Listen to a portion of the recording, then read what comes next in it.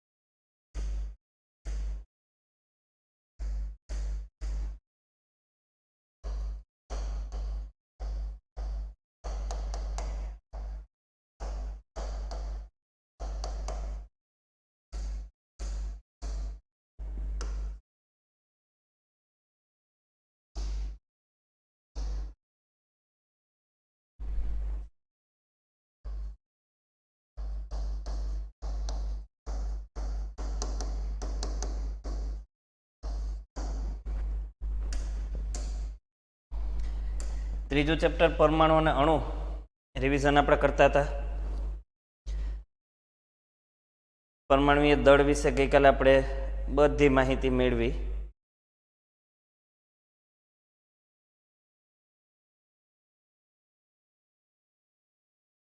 અણુ વિશે વાત કરી હતી, એક પરમાણુય, દ્વિપરમાણુય, બહુપરમાણુય, ચતુઃપરમાણુય।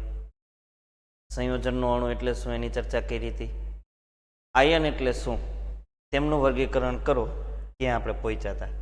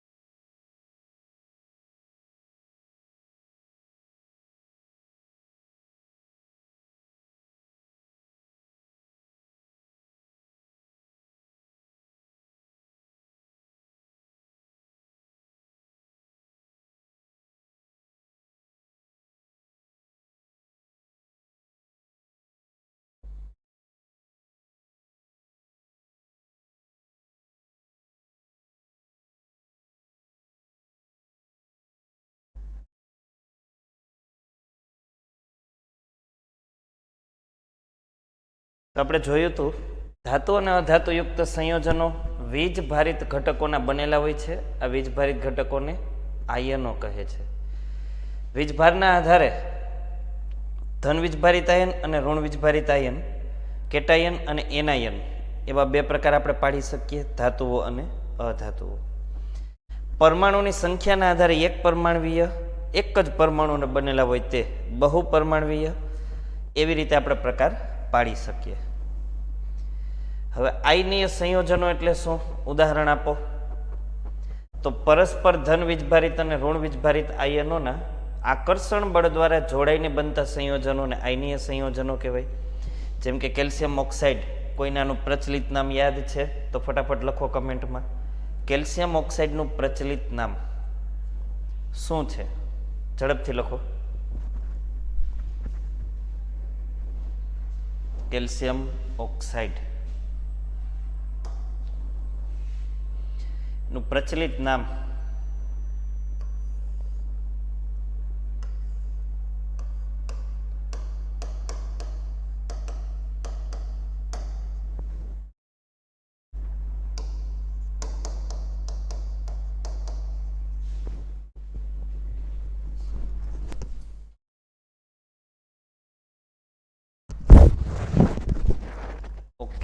કડી ચૂનો.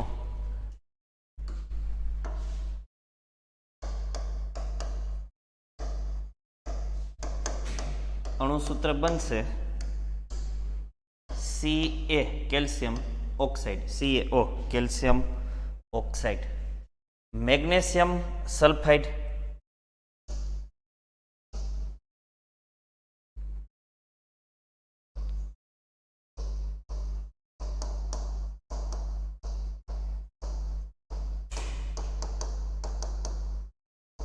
શું બનશે? અણુસૂત્ર લખો ફટાફટ. Magnesium sulphide.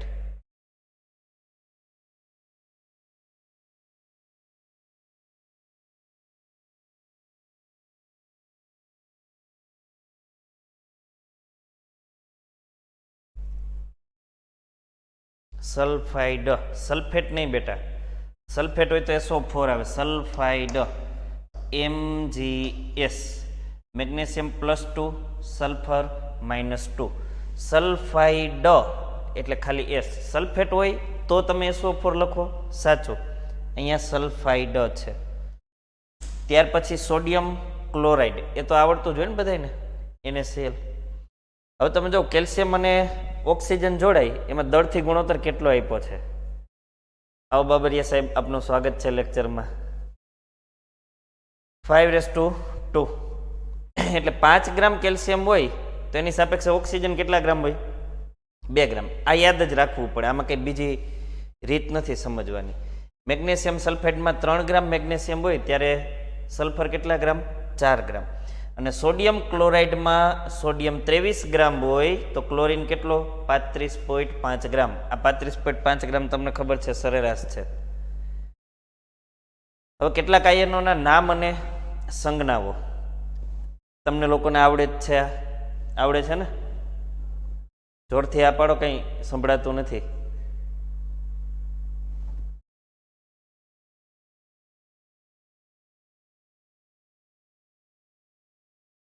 હા બરાબર, હવે સંભળાવાનું થોડું થોડું. જોવામાં કંઈ નવું લાગતું હોય તો કહેજો, બાકી તમને ખ્યાલ જ છે. ક્રોમેટ CrO4, ડાયક્રોમેટ Cr2O7.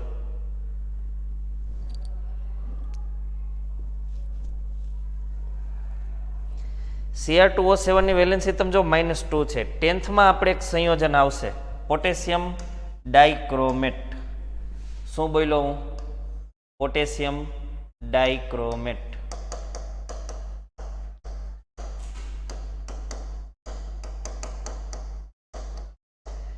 હવે આ બંનેને જોડીએ, પોટેશિયમ અને Cr2O7 ને, તો હમણાં જ તમે જોયું ડાયક્રોમેટની વેલેન્સી -2 છે અને પોટેશિયમની કેટલી હોય? +1 જ. એટલે આપણે શું કરવું પડે? અહીંયા પોટેશિયમ નાણું લેવા પડે 2. તો પોટેશિયમ ડાયક્રોમેટની ફોર્મ્યુલા બનશે K2Cr2O7. ક્રોમેટની વેલેન્સી પણ -2 જ છે, CrO4 -2. હવે રાસાયણિક સૂત્રો લખવા. એમાં પહેલો ક્વેશ્ચન, સંયોજકતા એટલે શું, તેનું મહત્વ જણાવો.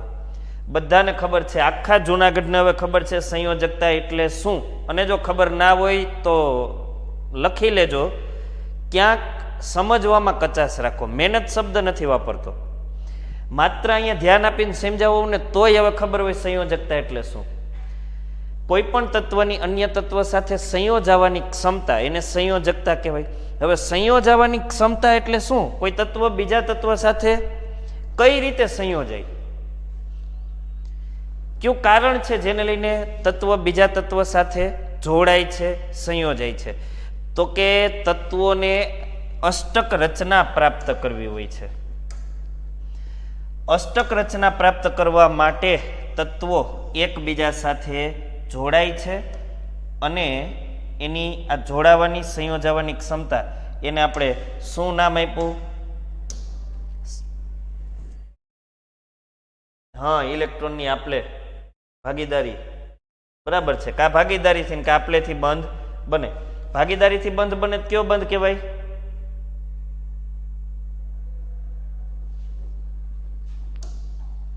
ફટાફટ લખો.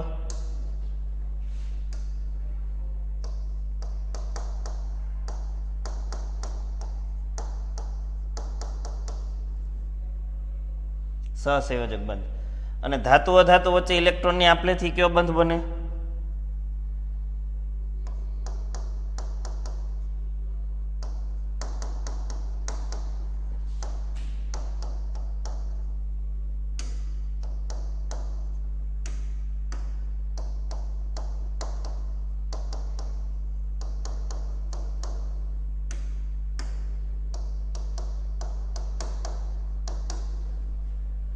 Very good. આઈનીય બંધ.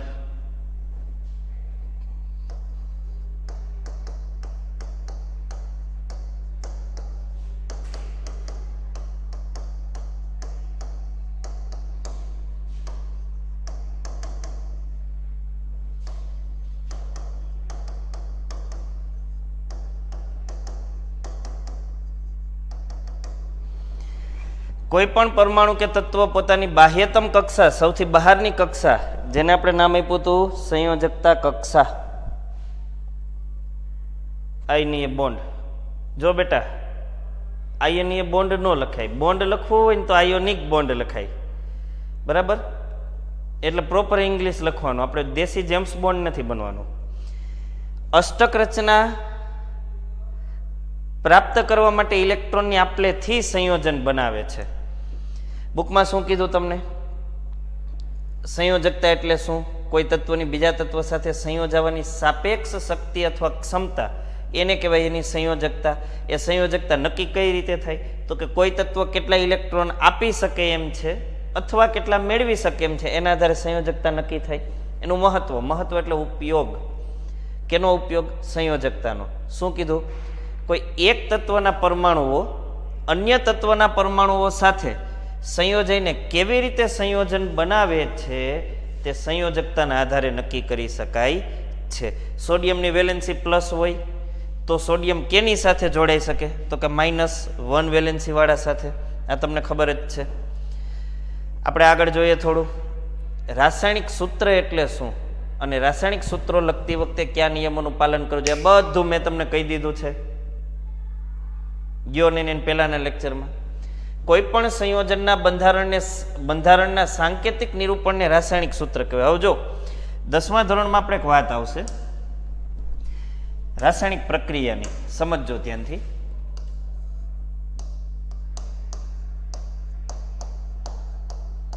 રાસાયણિક પ્રક્રિયા. હવે હું એક રાસાયણિક પ્રક્રિયા લખું છું, તમે ધ્યાનથી જોજો અને સમજજો. કડી ચૂનો પાણી સાથે પ્રક્રિયા કરી, એટલે કે રાસાયણિક પ્રક્રિયા કરીને,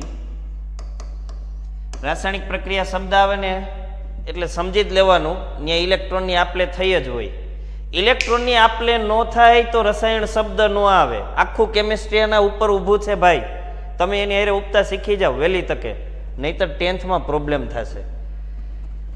પાણી સાથે રાસાયણિક પ્રક્રિયા કરીને શું બનાવે? લખો ફટાફટ આન્સરમાં,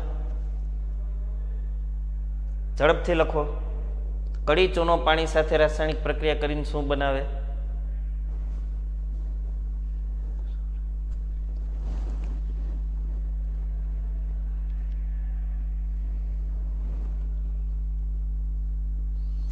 very good. CaOH twice calcium hydroxide. Base લખ્યું છે એ પણ સાચું છે, બેઝ જ છે ને. ડાબી બાજુ ધાતુ ને જમણી બાજુ હાઇડ્રોક્સાઇડ, એને તો બેઝ કહેવાય. વેરી ગુડ, સરસ, બધા સાચા છો. તો કડી ચૂનો પાણી સાથે રાસાયણિક પ્રક્રિયા કરીને કેલ્શિયમ હાઇડ્રોક્સાઇડ બનાવે છે. શું બનાવે? કેલ્શિયમ હાઇડ્રોક્સાઇડ બનાવે છે.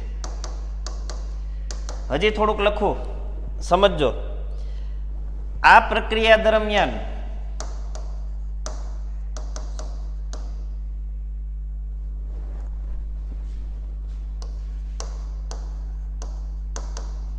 ઉષ્મા મુક્ત થાય છે.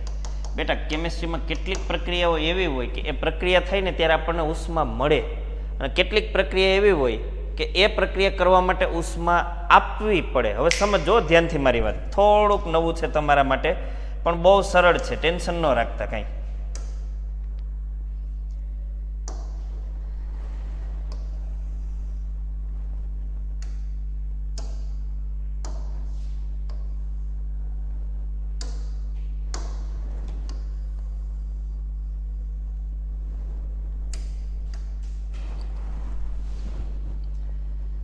મેં તમને કીધું એમ કેટલીક પ્રક્રિયા દરમિયાન ઉષ્મા મુક્ત થાય, પ્રક્રિયા થાય અને ઉષ્મા મળે આપણને, અને કેટલીક પ્રક્રિયા એનાથી બરાબર ઉલટી હોય, એમાં આપણે ઉષ્મા આપવી પડે.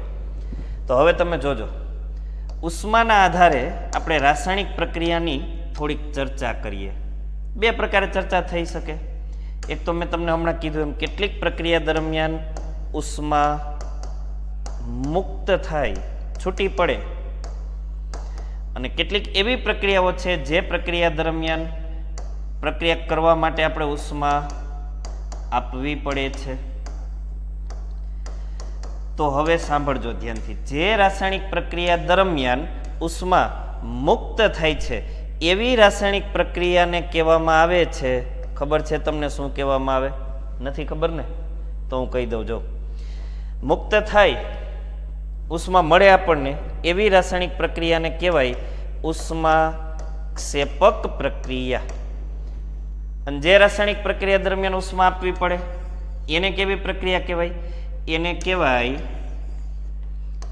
ઉષ્મા શોષક પ્રક્રિયા. હવે તમે મને કહો તો છોકરાઓ, અહીંયા ઉપર મેં વ્હાઇટ અક્ષરમાં જે વાત લખી છે એ રાસાયણિક પ્રક્રિયા આ બેમાંથી કેવી પ્રક્રિયા છે? કયો તો મને ફટાફટ. એ ઉષ્મા ક્ષેપક છે કે ઉષ્મા શોષક પ્રક્રિયા છે? ઝડપથી કયો. ઉષ્મા મુક્ત થાય છે ભાઈ, ગુજરાતીમાં લખ્યું છે. મોટા ભાગના હવે સાચું લખ્યું, પણ હજી એક બે મિત્રોએ મારી જેમ ખોટું લખી નાખ્યું છે. એણે લખ્યું ઉષ્મા શોષક. ઉષ્મા શોષક નથી, ઉષ્મા મળે છે, મુક્ત થાય છે. અને હજી તમે યાદ રાખજો મારી વાત, આનું જ્યારે આપણે સમીકરણ લખીએ, જો આ પ્રક્રિયા છે ગુજરાતી શબ્દોમાં લખેલી, હવે આપણે એને ટૂંકમાં સમીકરણ સ્વરૂપે લખીએ. નીચે તમે જોજો સમીકરણ સ્વરૂપે એને કેમ લખાય. આ જ વાતને સમીકરણ સ્વરૂપે કેમ લખાય? આમ CaO કડી ચૂનો, રાસાયણિક નામ કેલ્શિયમ ઓક્સાઇડ. એની કેની સાથે પ્રક્રિયા કરવાની? પાણી સાથે. H2O gives શું બનશે હવે? Calcium hydroxide, CaOH twice. હવે તમે જો તો મેં કેલ્શિયમ હાઇડ્રોક્સાઇડ કેમ લખ્યું? મેં આમ લખ્યું છે, આમ CaOH ટ્વાઇસ આમ લખ્યું છે નહીં, અને આવું ક્યારેય લખીશે નહીં, તમે ન લખતા, એ ખોટું પડે. આમ જ લખવું પડે કેલ્શિયમ હાઇડ્રોક્સાઇડ. નામ લખી દઉં એનું, કેલ્શિયમ હાઇડ્રોક્સાઇડ. આનું પ્રચલિત નામ કહેશો કોઈ મને? કેલ્શિયમ હાઇડ્રોક્સાઇડનું બીજા ક્યાં નામે ઓળખીએ આપણે એને? ઝડપથી કહો મને. Calcium hydroxide.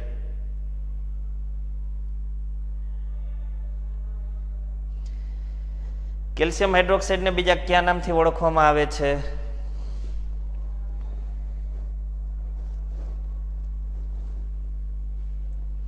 ભીંજવેલો ચૂનો, ફોડેલો ચૂનો. વેરી ગુડ, સરસ. અને ભીંજવેલો ચૂનો પણ કહેવાય.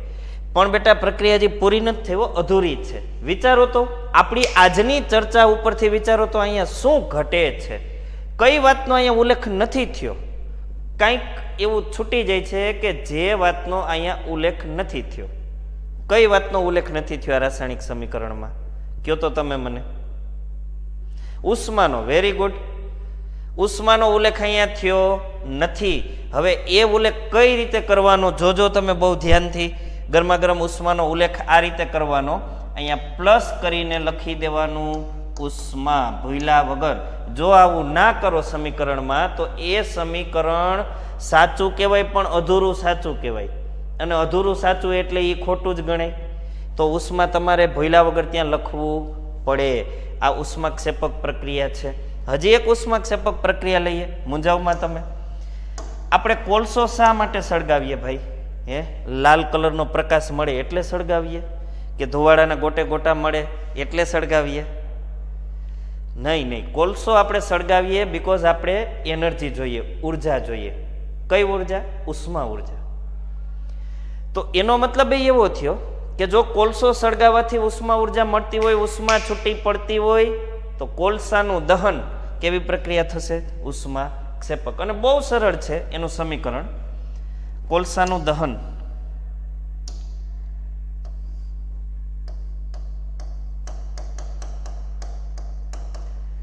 કોલસો એટલે કાર્બન, અને દહન તો ઓક્સિજનની હાજરીમાં જ થાય. ગેરહાજરીમાં થાય તો અજારક શ્વસન હોય. વાતાવરણમાં તો એવું નથી થતું ને. કાર્બન વાતાવરણમાં જ સળગે. C+O2 gives CO2. આ પ્રક્રિયામાં શું ઘટે? ફટાફટ કયો તો મને.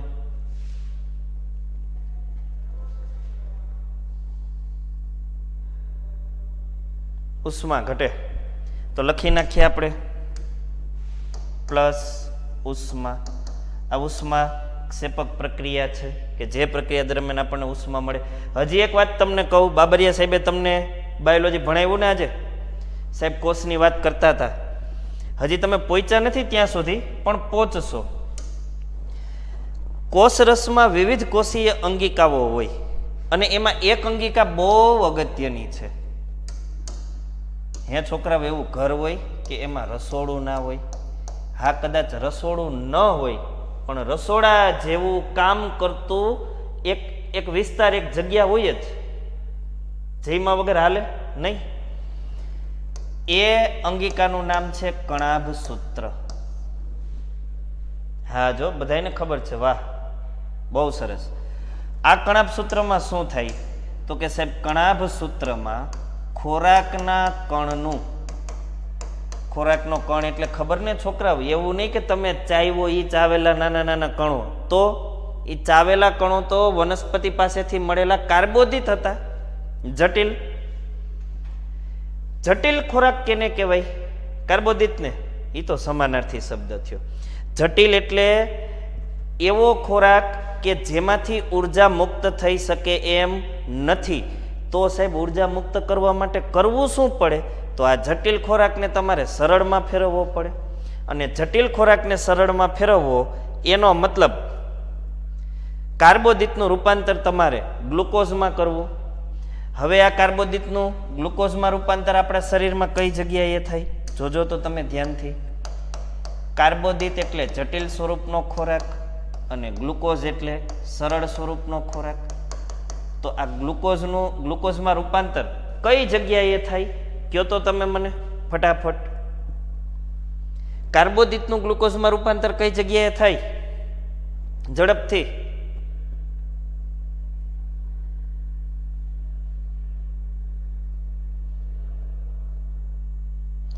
કાર્બોદિતનું ગ્લુકોઝમાં રૂપાંતર કઈ જગ્યાએ થાય શરીરમાં? કણાભ સૂત્રમાં? ના ના ભાઈ, કણાભ સૂત્રમાં નહીં. એના હાટું એક કામ હજી છે બાકી. કાર્બોદિતનું ગ્લુકોઝમાં રૂપાંતર થાય પાચન તંત્રમાં. ક્યાં? પાચન તંત્ર આ જ કામ કરે. અને એટલે તમે જો તાવ આવે ને તો આંતરડામાં સોજા આવે, પાચન તંત્ર છે ને એ કામ કરતું બંધ થઈ જાય, એટલે ખાવું ભાવે નહીં અને કદાચ પરાણે જમીએ તો ઉલટી થઈ જાય. તો ડૉક્ટર શું કરે? ગ્લુકોઝ તો જોઈએ જ ને. ખોરાકનું પાચન જ ન થઈને ગ્લુકોઝ ન મળે તો શક્તિ ન મળે, એટલે ડૉક્ટર શું કરે? પાચન તંત્રને જ બાયપાસ કરે, સીધો ગ્લુકોઝ આપે. પાચન તંત્ર ગ્લુકોઝમાં રૂપાંતર. હવે આ ગ્લુકોઝને સરળ સ્વરૂપનો ખોરાક કહેવાય. નાના આંતરડાની દિવાલો વડે આ ખોરાકના કણો, પાચિત ખોરાકના કણો રુધિરમાં ભળે અને રુધિર આખા શરીરમાં લોહીને પહોંચાડે. રુધિર લોહીને પહોંચાડે? નહીં નહીં, રુધિરને લોહી તો એક જ થાય ને. રુધિર કેને પહોંચાડે? આ પાચિત ખોરાકને. હવે એ પાચિત ખોરાક કોષોને મળે. અને સાહેબે વાત કરી હતી, બાબરિયા સાહેબે, એમ કોષરસ પટલ એને આવકારે કે આવો આવો ખોરાકના કણો. આ ખોરાકના કણોની પસંદગી કરે અને એને પ્રવેશવા દે, એટલે તો એને પસંદગીમાં પ્રવેશશીલ પટલ કહેવાય. હવે આ ખોરાકના કણો છે એ કણાભ સૂત્ર સુધી પહોંચે. કણાભ સૂત્ર ખોરાકના કણ એટલે, હવે બેટા તમે સમજી જાઓ, ખોરાકના કણ એટલે ક્યાં? તો કે ગ્લુકોઝ સ્વરૂપના, લખીએ આપણે સાઈડમાં, સરળ સ્વરૂપના ખોરાકના કણો એટલે કે ગ્લુકોઝ. એનું શું થાય? તો કે એનું ઓક્સિજનની હાજરીમાં, હવે એક શબ્દ લખવાની બહુ ધ્યાનથી જોજો, મંદ દહન. ખાલી દહન નહીં, દહન એટલે તો શું? અગ્નિ, ભડકો. આપણા પેટમાં ભડકા નથી બોલતા, શરીરમાં ભડકા નથી બોલતા, તો મંદ દહન થાય. એટલે શક્તિ મુક્ત કરવા માટે જેટલી જરૂર છે ને એટલું જ દહન થાય, વધારાનું નહીં. ઓક્સિજનની હાજરીમાં મંદ દહન થઈ એટીપી, એડિનોસાઇન ટ્રાઇફોસ્ફેટ સ્વરૂપે ઉર્જા, એટલે કે કૌંસમાં લખવા દો તમે મને, ઉષ્મા મુક્ત થાય છે. તો હવે બેટા 10મા ધોરણમાં એક ક્વેશ્ચન પૂછવામાં આવે છે, શ્વસન એ કેવી ક્રિયા છે? હવે જો, શ્વસન એટલે શ્વાસ લેવો ને છોડવો નહીં હો. શ્વાસ લેવો ને છોડવો એને તો શ્વાસોચ્છ્વાસ કહેવાય. શ્વસન એટલે શું? તો કે ખોરાકના કણનું મંદ દહન થઈ અને એમાંથી ઉર્જા મુક્ત થવાની ક્રિયાને શ્વસન કહેવાય. આ પિંક અક્ષરમાં લખ્યું એ શ્વસન છે. તો આ શ્વસનની ક્રિયા થવા માટે, શ્વસનની ક્રિયા કરવી હોય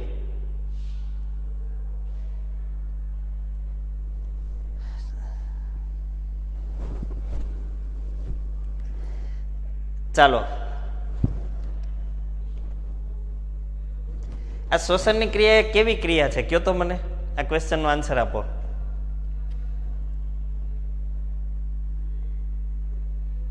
શ્વસનની ક્રિયા એ કેવી ક્રિયા છે? ઉષ્માક્ષેપક. Very good. કારણ કે ઉષ્મા મુક્ત થાય છે ભાઈ. જે રાસાયણિક પ્રક્રિયા દરમિયાન ઉષ્મા મુક્ત થાય એને શું કહેવાય? તો કે એને ઉષ્માક્ષેપક પ્રક્રિયા કહેવાય છે. એટલે આ ઉષ્માક્ષેપક પ્રક્રિયા છે. ભાઈ આવો પાછા આગળના પેજ ઉપર. ઉષ્માક્ષેપક પ્રક્રિયા આપણે જોઈ લીધી. હવે ઉષ્મા શોષક પ્રક્રિયા કોને કહેવાય? જે પ્રક્રિયા કરવા માટે ઉષ્મા આપવી પડે એને ઉષ્મા શોષક પ્રક્રિયા કહેવાય. જેમ કે આપણે આ કેલ્શિયમ હાઇડ્રોક્સાઇડ બનાવો ને, ભીંજવેલ ચૂનો, આનું આખું વિજ્ઞાન કેવું છે ખબર? એક વાર્તા જેવું છે કે ગામડાના લોકો કેલ્શિયમ ઓક્સાઇડ લે એટલે ચૂનો, એમાં પાણી નાખે કે એને પાણીમાં નાખે, પછી આ બેયનું જે મિશ્રણ બને કેલ્શિયમ હાઇડ્રોક્સાઇડ એને દિવાલ ઉપર લગાવે એટલે દિવાલ સફેદ થઈ જાય. આ દિવાલને સફેદ બનાવવાની ઘટના ચૂના વડે, માત્ર ચૂના વડે દિવાલને સફેદ બનાવવાની ઘટના, એને કહેવાય દિવાલ ધોળવી. ધોળવી એટલે ધોળી કરવી, સફેદ કરવી, આ ચૂના વડે. એટલે કેલ્શિયમ હાઇડ્રોક્સાઇડ દિવાલ ઉપર લગાવે, પછી એક ઘટના બને કે આ કેલ્શિયમ હાઇડ્રોક્સાઇડ છે ને દિવાલ ઉપર બેઠો બેઠો એક પરાક્રમ કરે. કેવું તમે જોજો. પેલા આવું રિએક્શન આપણે લખ્યું હતું, CaO plus H2O gives CaOH twice plus ઉષ્મા. હવે આ કેલ્શિયમ હાઇડ્રોક્સાઇડ છે ને CaOH ટ્વાઇસ એ દિવાલ ઉપર બેઠો બેઠો પરાક્રમ કરે. શું પરાક્રમ કરે? તો કે સાહેબ વાતાવરણમાંથી કાર્બન ડાયોક્સાઇડને શોષી લે. વાતાવરણનો કાર્બન ડાયોક્સાઇડ શોષીને હવે શું બનાવે? તો કે એ ધાતુના કાર્બોનેટ બનાવે. તમને યાદ તો છે ને બેટા, ધાતુના કાર્બોનેટ અને હાઇડ્રોજન કાર્બોનેટ. ધાતુના કાર્બોનેટ અને ધાતુના હાઇડ્રોજન કાર્બોનેટ HCO3 ટૂંકમાં લખું છું. આપણે આમાં બહુ ફેમસ વાતો જોઈતી ધાતુ કાર્બોનેટમાં. Na2CO3 ઓસિંગ સોડા, Na2CO3 ઓસિંગ સોડા ક્ષાર છે. આ તમે કોઈ મને કહેશો આ ક્ષાર બનાવવા માટે કયા એસિડ અને કયા બેઝનો ઉપયોગ થાય? ઝડપ રાખો હાલો લખવામાં.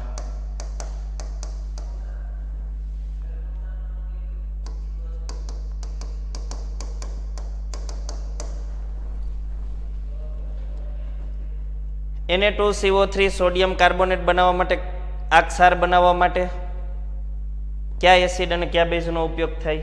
ઝડપથી કહો મને.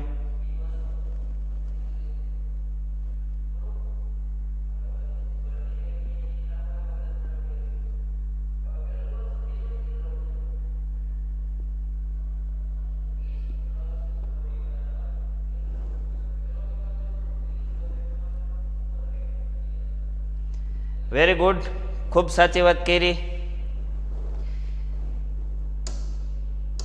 કીધું તું ને ગયા વખતે બહુ સહેલી સિસ્ટમ છે. હા સરસ, સાચા છો. હવે અહીં શું કરવાનું? તો કે આગળ છે ને ક્ષારમાં હંમેશા ધાતુ તત્વ હોય. આયનીય સંયોજનમાં આગળ તો ધાતુ તત્વ જ હોય, પાછળ તો અધાતુ. તો ધાતુ તત્વ જે છે ને એની સંયોજકતા જોઈને પાછળ શું મૂકી દેવાનું? હાઇડ્રોક્સાઇડ. એટલે બેઝ મળી જાય કે નહીં આપણને? તો આ ક્ષાર બનવા માટેનો બેઝ મળ્યો NaOH. અને પાછળનો જે અધાતુ તત્વનો ટુકડો છે એમાં આગળ શું લગાવી દેવાનું? હાઇડ્રોજન. પણ સંયોજકતા જોઈને, એટલે CO3 ની વેલેન્સી -2 છે, કાર્બોનેટ -2, તો હાઇડ્રોજન +1 હોય. આની +2 સંયોજકતા કરવી તો બગડો લખવો પડે H2CO3. આ છે એસિડ. એસિડ તરીકે કાર્બોનિક એસિડ, બેઝ તરીકે સોડિયમ હાઇડ્રોક્સાઇડ. આ બેઝ અને આ એસિડ ભેગા મળી અને વોશિંગ સોડા બનાવે. Baking soda sodium hydrogen carbonate અથવા સોડિયમ બાયકાર્બોનેટ. આ છે ધાતુના કાર્બોનેટ, આ છે હાઇડ્રોજન કાર્બોનેટ. હજી એક ધાતુના હાઇડ્રોજન કાર્બોનેટ આપણે લખીએ, જોઉં તમે, CaHCO3, પણ એની આપણે જરૂર નથી, આપણે ધાતુના કાર્બોનેટની જરૂર છે. ચાલો કાર્બોનેટ લખીએ, CaCO3, CO3 -2, calcium +2, calcium carbonate. કેમ બનતા હશે છોકરાઓ ધાતુના કાર્બોનેટ? જોઈએ આપણે. તમને બેઝ બનાવતા સુધીની પ્રક્રિયા તો આવડે છે. આલ્કલી ધાતુઓ લઈ અને એનું દહન કરતા શું બને છે? ધાતુના ઓક્સાઇડ. હવે ધાતુ ઓક્સાઇડની પાણી સાથે પ્રક્રિયા કરીએ તો શું બને? તો કે બેઝ. હવે બેઝ પ્લસ કાર્બન ડાયોક્સાઇડ, જો જે પ્રક્રિયા આપણે લખી, calcium hydroxide base plus carbon dioxide, તો શું બનશે? તમે ધ્યાનથી જોજો છોકરાઓ. અહીંયા બનશે CaCO3, કેલ્શિયમ કાર્બોનેટ, ધાતુના કાર્બોનેટ. કઈ રીતે બને ધાતુના કાર્બોનેટ? તો કે સાહેબ બેઝ અને કાર્બન ડાયોક્સાઇડ વચ્ચેની પ્રક્રિયાથી ધાતુના કાર્બોનેટ બને. કંઈ વધે હજી કે નથી વધતું? એક કેલ્શિયમ CO2 ને અહીંથી એક ઓક્સિજન આપો તો CO3, પણ હજી બે હાઇડ્રોજન ને એક ઓક્સિજન વધ્યો ને, એટલે પ્લસ કરીને આપણે શું લખશું? પાણી. અને હજી જો અહીંયા કાર્બન ડાયોક્સાઇડ ઉમેરો તો ધાતુના હાઇડ્રોજન કાર્બોનેટ બને, પણ એની નેક્સ્ટ લેક્ચરમાં ચર્ચા કરશું. આજે અહીં સુધી યાદ રાખો કે ભાઈ ધાતુ એવી ધાતુ કે જે એકદમ સક્રિય છે, સરળતાથી દહન પામે, એનું દહન કરતા ધાતુ ઓક્સાઇડ મળે. ધાતુ ઓક્સાઇડની પાણી સાથે પ્રક્રિયા કરતા બેઝ મળે. અને બેઝની કાર્બન ડાયોક્સાઇડ સાથે જો આપણે પ્રક્રિયા કરી નાખીએ તો આપણને મળશે ધાતુના કાર્બોનેટ. ખબર તો પડે છે ને છોકરાઓ મારી વાતમાં? જો અહીંયા ધાતુ કાર્બોનેટ બની ગયો, કેલ્શિયમ કાર્બોનેટ.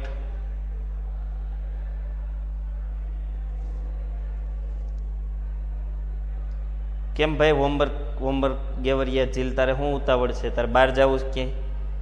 હે ભાઈ, તો તું બહાર જા. હોમવર્ક તું મને ફોન કરીને પૂછી લેજે.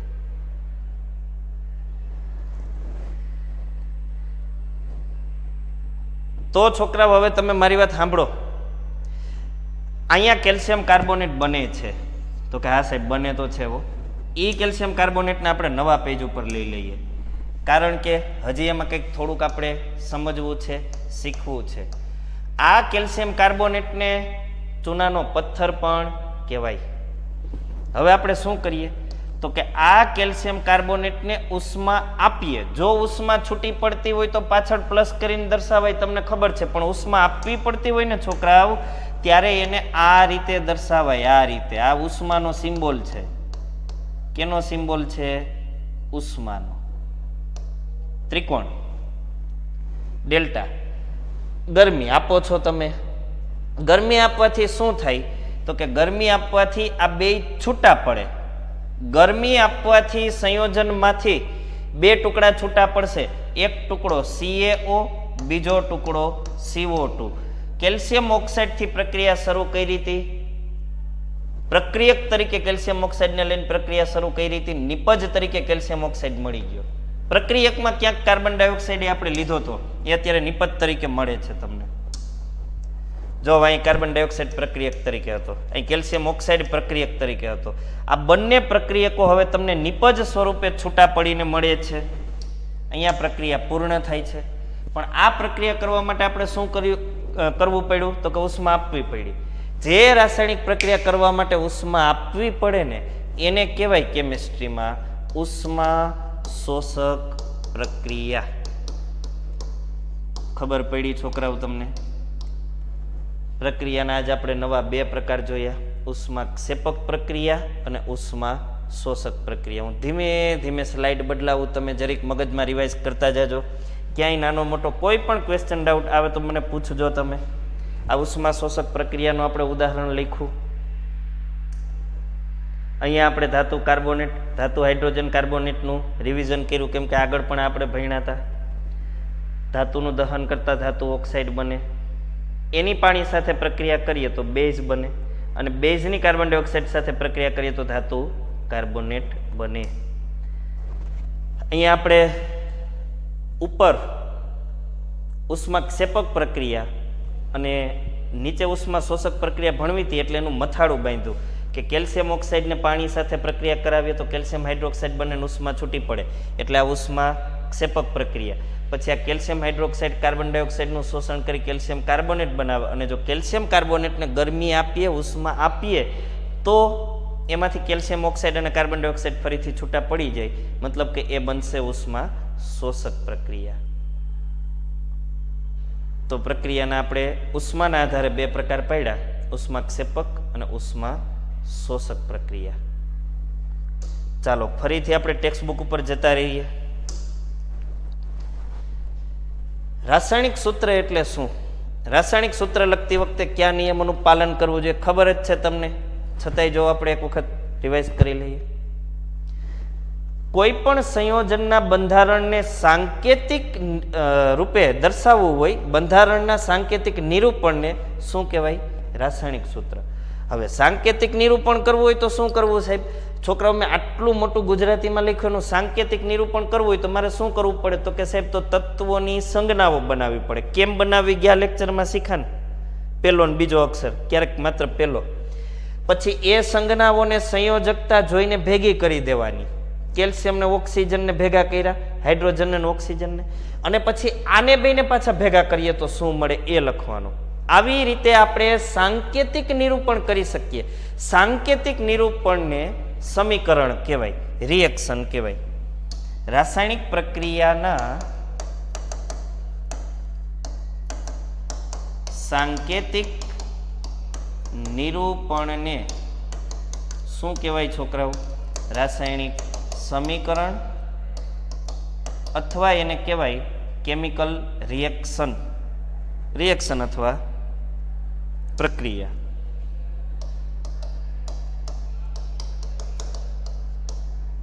આ રિએક્શન છે, આ પ્રક્રિયા છે, સાંકેતિક નિરૂપણ છે. જુદા જુદા સંયોજનોના રાસાયણિક સૂત્રો સરળતાથી લખી શકાય છે સંયોજકતા આવડતી હોય તો, નકર સરળતાથી ન લખી શકાય હો ભાઈ. આ માટે તત્વોની સંજ્ઞાઓ અને તેમની સંયોજાવાની ક્ષમતાનો ખ્યાલ હોવો જરૂરી છે. જો આ લોકોની ખબર છે કે સંયોજકતા આવડે, સંયોજાવાની ક્ષમતા તો જ આવડે. જો અહીંયા છોકરાઓ કળી, ચૂનો, મીઠું, NaCl, sodium chloride, ferrous sulphide અને કોપર ઓક્સાઇડ, આ કેલ્શિયમ ઓક્સાઇડ, આ કોપર ઓક્સાઇડ. રાસાયણિક સૂત્રો લખતી વખતે નીચે દર્શાવેલા નિયમોનું પાલન કરવું જરૂરી છે. નિયમોનું પાલન તો કરવું જ પડે. કોઈ પણ ક્ષેત્રમાં તમારે આગળ વધવું હોય ને તો એ ક્ષેત્રમાં આગળ વધવા માટે જરૂરી નિયમોને તમારે જાણવા પડે ભાઈ. અને એ નિયમોનું જેટલું તમે પાલન કરી શકો એટલા આગળ વધી શકો. સમુદ્રને આપણે વખાણ કરીએ છીએ ખારા પાણીથી છલકાઈ છતાંય, કારણ કે એ નિયમોથી બંધાયેલો છે, મર્યાદામાં છે. જે દિવસે જે જગ્યાએ સમુદ્ર મર્યાદા તોડે છે, સુનામી આવે છે અને સમુદ્રનું પાણી આગળ ગામને ડૂબાડે છે, એ દિવસે આપણે સમુદ્રના વખાણ કરતા નથી, એની નિંદા કરીએ. નિયમોનું ભંગ કરનાર વ્યક્તિ નિંદાને પાત્ર બને. આપણા ધાર્મિક ગ્રંથોએ, આપણા ધર્મોએ જે નિયમો બતાવ્યા છે એ મુજબ ચાલીએ ને તો પ્રગતિ થાય, નહીતર અધોગતિ સિવાય બીજું કાંઈ થાય નહીં. ભણવાનો એક નિયમ છે કે જે દિવસે જેટલું ચાલે એ દિવસે એટલું સમજી લેવું પ્લસ પાકું કરી લેવું. જો આ નિયમનું તમે ઉલ્લંઘન કરો ને તો પ્રગતિ ન થાય. શું થાય? અધોગતિ. જો આગળ નિયમો. પહેલો નિયમ, આયનની સંયોજકતા અથવા વીજભાર સમતુલિત હોવા જોઈએ. જેમ કે કેલ્શિયમ +2, ઓક્સિજન -2 છે ને, સમતુલિત. કોઈ પણ સંયોજન ધાતુ અને અધાતુ બંને ધરાવતું હોય તો પ્રથમ ધાતુની સંજ્ઞા અથવા નામ લખાય છે. જેમ કે કેલ્શિયમ, સોડિયમ, ફેરસ, કોપર, પેલા ધાતુ, પછી અધાતુ. દાખલા તરીકે કેલ્શિયમ ઓક્સાઇડ, પેલા ધાતુ Ca, પછી અધાતુ oxygen, sodium chloride, iron sulphide, copper oxide વગેરે. અહીં કેલ્શિયમ, સોડિયમ, આયર્ન અને કોપર ધાતુઓ છે અને તેઓને ડાબી તરફ લખાય, જ્યારે ઓક્સિજન, ક્લોરિન અને સલ્ફર અધાતુઓ છે, એને જમણી તરફ લખાય. છેલ્લી વાત, બહુ પરમાણુય આયનો દ્વારા બનતા સંયોજનોમાં આયનને કૌંસમાં દર્શાવી કૌંસની બહાર તેઓનો ગુણોત્તર દર્શાવતી સંખ્યા લખાય. જેમ કે આપણે જે વાત કરી એમાં કેલ્શિયમ હાઇડ્રોક્સાઇડ બન્યું હતું, તો જો આ બહુ પરમાણુય આયન છે તો OH બ્રેકેટમાં અને એની બહાર 2. જો બહુ પરમાણુ આયનની સંખ્યા 1 હોય તો કૌંસ દર્શાવવાની જરૂર નથી. જેમ કે એને OH એક જ હતો, OH બહુ પરમાણુય, એટલે ત્યાં કાઉન્સ નથી કર્યો. પણ અહીંયા જો એમોનિયા છે NH4, એના 2 અણુ હતા તો અહીં બગડો કર્યો. પછી ત્યાં કાઉન્સ ન કરો તો NH42 થઈ જાય, કંઈક નવું હોય જ નહીં એવું. હવે 32, દ્વિઅંગી સંયોજનો એટલે શું? આ તમારા બાયોલોજીમાં આવે, સજીવોમાં વિવિધતાવાળા ચેપ્ટરમાં. એકાંગી, દ્વિઅંગી, વનસ્પતિમાં આવે ને, સૃષ્ટિનું વર્ગીકરણ કરો ત્યારે મૂળ પ્રકાંડ પર્ણ એવા વિભેદન જેમાં ન હોય એને એકાંગી કહેવાય, મૂળ ન હોય પર્ણન પ્રકાંડ હોય એને દ્વિઅંગી કહેવાય, ત્રણેય હોય ને ત્રિઅંગી કહેવાય. પણ આ તો કેમેસ્ટ્રી છે. અહીં શું કીધું? દ્વિઅંગી સંયોજનો એટલે શું, આ સંયોજનોના સૂત્ર કેવી રીતે લખવામાં આવે, સારામાં સારી રીતે તમે એની પ્રેક્ટિસ કરી છે અહીંયા સ્કૂલે હતા ત્યારે પણ અને ત્યાર પછી લાઈવ લેક્ચરમાં, રિવિઝનમાં પણ. આજે ફરીથી જોઈએ. 2 જુદા જુદા તત્વોથી બનતા સૌથી સરળતમ સંયોજનોને દ્વિઅંગી સંયોજનો કહેવાય. સંયોજનોના રાસાયણિક સૂત્રો લખવા પહેલા શું કરવાનું? ઘટક તત્વોની સંજ્ઞાની નીચે સંયોજકતા, આ સંજ્ઞા હાઇડ્રોજનની H, એની નીચે સંયોજકતા 1. ક્લોરીન સંજ્ઞા, એની નીચે સંયોજકતા 1. હવે ચોકડી મારી દેવાની, HCl આવડે જ છે ને. કાર્બન ટેટ્રાક્લોરાઇડ CCl4, કાર્બનની વેલેન્સી 4, ક્લોરીનની 1. ચોકડી મારો એટલે CCl4, કાર્બન ટેટ્રાક્લોરાઇડ. ટેટ્રા એટલે 4, ટ્રાય એટલે 3, ડાઈ એટલે બહુ ડાઈ નહીં 2. પછી આયનીય સંયોજનોના સૂત્રો કેવી રીતે લખવામાં આવે છે, ઉદાહરણ આપી સમજાવો. મેગ્નેશિયમનું ઉદાહરણ લીધું અને સમજાવ્યું. ફોર્માલ્ડિહાઇડનું આણ્વીય સૂત્ર કેવી રીતે બને? પહેલા ગયા વખતે કીધું તું, પાછું કહી દઉં, હાલો વાંધો નહીં. હવે ફોર્માલ્ડિહાઇડ જો કાર્બનિક સંયોજનો છે ને, એમાં હાઇડ્રોકાર્બન શૃંખલાના ગુણધર્મોમાં ફેરફાર કરી શકે ને એવા ક્રિયાશીલ સમૂહો તમે 10મા ધોરણમાં ભણશો છોકરાઓ. એ પૈકી એક ક્રિયાશીલ સમૂહ આવો છે કાર્બન. એની વેલેન્સી કેટલી હોય? 4. એટલે કે બાહ્યતમ કક્ષામાં 4 ઇલેક્ટ્રોન હોય કોકરે જોડાવા માટે. 1 ઇલેક્ટ્રોનને હું અહીંયા રાખું છું કોકરે જોડાવા માટે. હવે 2 ઇલેક્ટ્રોન એના અહીંયા રાખું છું અને 1 ઇલેક્ટ્રોન અહીંયા. હવે તમે જોજો શું થાય. પેલા તો એક ઓક્સિજન આવે છે કાર્બનની બાજુમાં. ઓક્સિજનની બાહ્યતમ કક્ષામાં 6 ઇલેક્ટ્રોન હોય અને એને કેટલા ઇલેક્ટ્રોન ઘટે છે? 2. વચ્ચે એક વાત લઈ લઉં. ઇંગ્લિશના લેક્ચરમાં તમારે WH વર્ડની મેન્ટી છે. WH વર્ડની હુ, વિચ, વેન, વેર યાદ રાખજો. WH વર્ડની છે. આ થોડો ફેરફાર થયો છે. ઓક્સિજન આવ્યો. ઓક્સિજનને 6 ઇલેક્ટ્રોન છે. અષ્ટક રચના પ્રાપ્ત કરવા માટે એને 2 ઇલેક્ટ્રોન ઘટે છે. એટલે એ શું કરશે ખબર? પોતાના 2 ઇલેક્ટ્રોન વડે કાર્બનના 2 ઇલેક્ટ્રોન સાથે શું કરે? ભાગીદારી, સહસંયોજક બંધ બનાવે છે, કોવેલેન્ટ બોન્ડ. અને એવી જ રીતે બેટા હાઇડ્રોજન આવ્યો કાર્બનની પાસે પોતાનો 1 ઇલેક્ટ્રોન લઈને, એ પણ એક સહસંયોજક બંધ બનાવે, ભાગીદારી કરે. અને હવે અહીંયા કાર્બન પાસે 1 ઇલેક્ટ્રોન છે કોક સાથે જોડાવા માટે.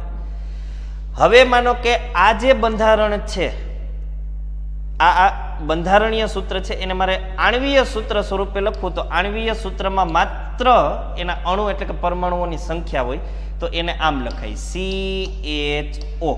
1 કાર્બન, 1 હાઇડ્રોજન, 1 ઓક્સિજન, બસ માત્ર સંખ્યા. આને કહેવાય આણ્વીય સૂત્ર.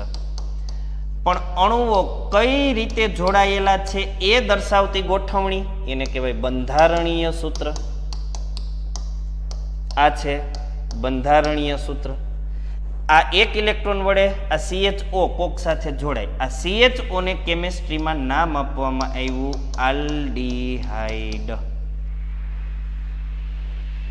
હવે જો અહીંયા હાઇડ્રોજન જ જોડાય, અહીંયા હાઇડ્રોજન જ જોડાય તો બંધારણ કેવું બને? તો કે આવું H પછી શું? CHO. આ HCHO નું પ્રચલિત નામ છે ફોર્માલ્ડિહાઇડ.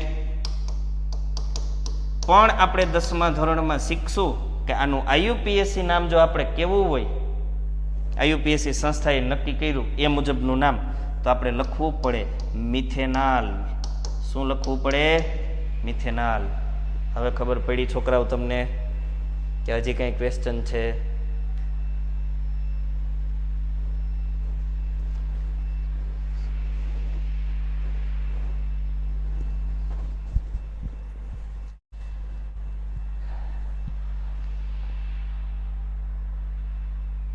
જો તમને ઈચ્છા હોય, પ્રબળ ઈચ્છા હોય, તો આવતા લેક્ચરમાં આપણે જે આ એક ક્રિયાશીલ સમૂહ જોયો ને ફોર્માલ્ડિહાઇડ, આ આલ્ડીહાઇડ, આવા હજી થોડાક છે છોકરાઓ.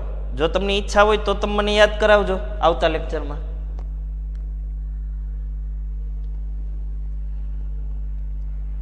હા, IUPAC નું પૂરું નામ ઇન્ડિયન યુનિયન નહીં હો ભાઈ.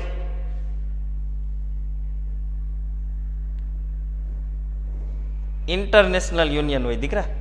International union of pure and applied chemistry.